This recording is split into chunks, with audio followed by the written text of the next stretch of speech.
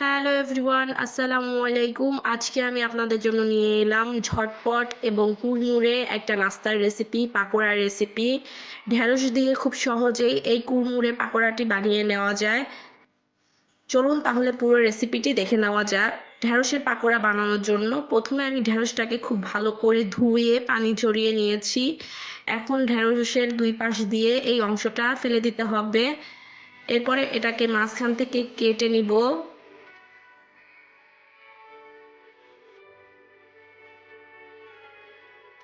এটা যেহেতু অনেক বড়, এর জন্য মাঝখান থেকে আমি অর্ধেক করে নিব। করে নিয়ে আমি আবার এটার মাঝখান থেকে কেটে নিব।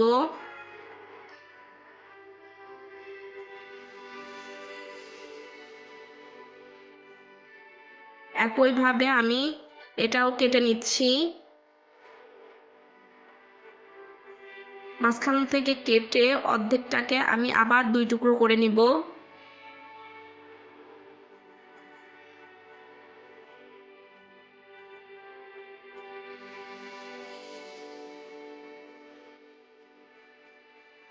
এভাবে আমি সবগুলো ঢেঁড়স কেটে নিব।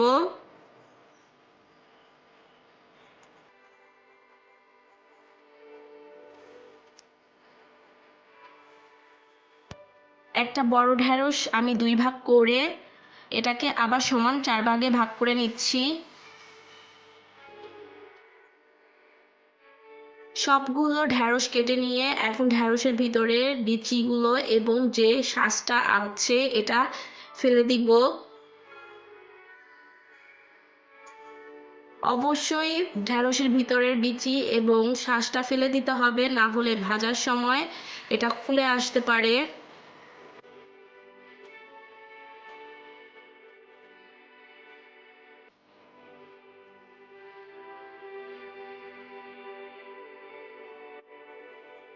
সবগুলোর বিচি এবং শাঁসটা ফেলে দিয়ে আমি একটা পাত্রে নিয়ে নিচ্ছি।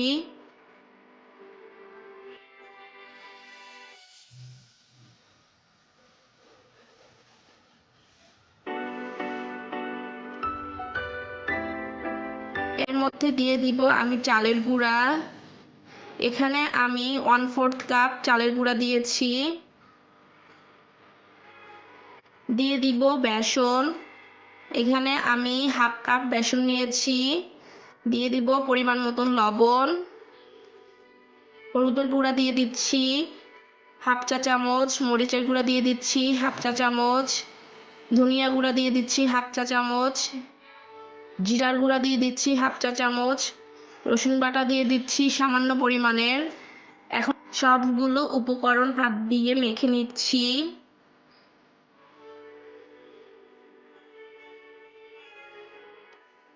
পানি দিয়ে এটা মেখে নিতে হবে। অল্প অল্প করে পানি দিয়ে মেখে নিব। একেবারে বেশি পানি দিলে দেখা যাবে এটা একেবারে লিকুইড হয়ে যাবে। এজন্য অল্প অল্প করে পানি দিয়ে আস্তে আস্তে মেখে নিতে হবে।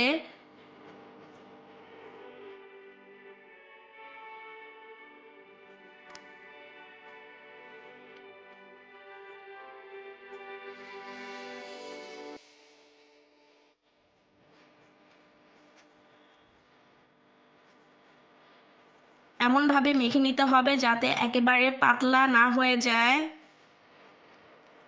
ঠিক এভাবে মেখে নিতে হবে। চুলাতে একটা কড়াই বসিয়ে দিয়ে এর মধ্যে পরিমাণ মতন তেল গরম করে নিয়েছি। তেলটা গরম করে নিয়ে এর মধ্যে একটা একটা করে পাকোড়াগুলো ছেড়ে দিতে হবে। এমনভাবে ছাড়তে হবে যাতে একটার গায়ে একটা লেগে না যায়। পাকোড়াগুলো অনেক ছোট ছোট এবং চিকুন চিকুন, এর জন্য একসাথে অনেকগুলো পাকোড়া ভেজে নেওয়া যায়।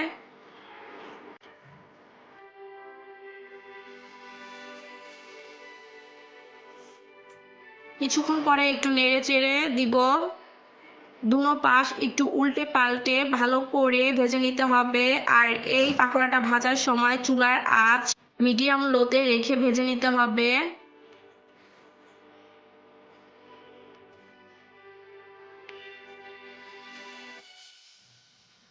চামচের সাহায্যে নেড়ে চেড়ে একটু সময় নিয়ে পাকোড়াগুলোকে মুচমুচে করে ভেজে নিব।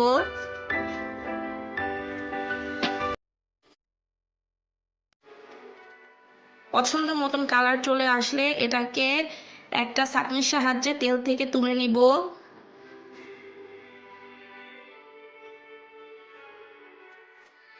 এই পাকোড়াটি স্ন্যাক্স হিসাবে খেতে কিন্তু ভালো লাগে, তাছাড়া গরম গরম ভাত বা পোলাওর সাথে খেতেও বেশ ভালো লাগে।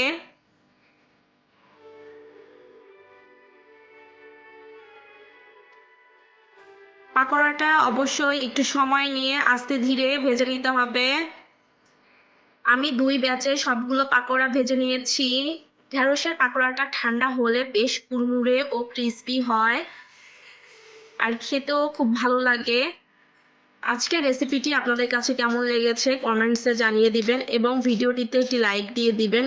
আপনাদের একটা লাইক এবং কমেন্টস আমাকে অনেক উৎসাহ দেয়। আজকে এখানেই বিদায় নিচ্ছি। আল্লাহ হাফেজ।